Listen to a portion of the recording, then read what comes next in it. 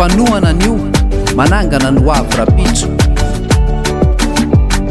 Tsaradia Akartis Malagasy. Raha zatra nandeha irery aho eo aloha, raha zatra ny ady irery aho tao anatin'ny olako. Fa tozary nofy izany ankehitriny fa manankavanao manananao FMMPC. Fikambanana Mifanohana Mères, Pères, célibataire. Ahitana ihany koa rô voagejany fitiavana teny. Io ny zahay ze resaka rendrare fa ifanometanana ifanohana volona iary se. Mères, Pères, célibataire FMMPC.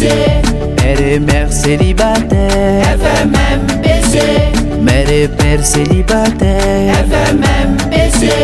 Mères, Mères, célibataire FMMPC. Na ino no iseo tsirery aho nafalina nalahelo antsika natomany tsirery aho fikamananay manome toke.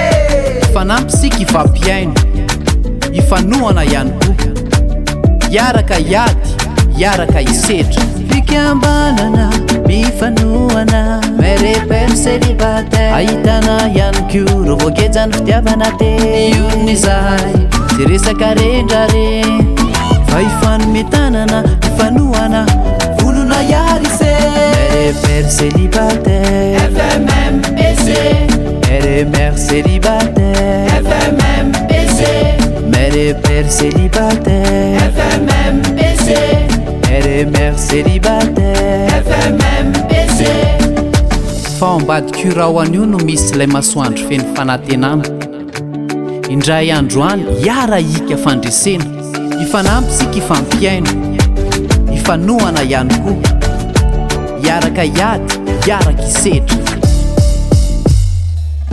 Mères, Pères, célibataire FMMPC. Mères, Mères, célibataire FMMPC. Mères, Pères, célibataire Mères, Mères, célibataire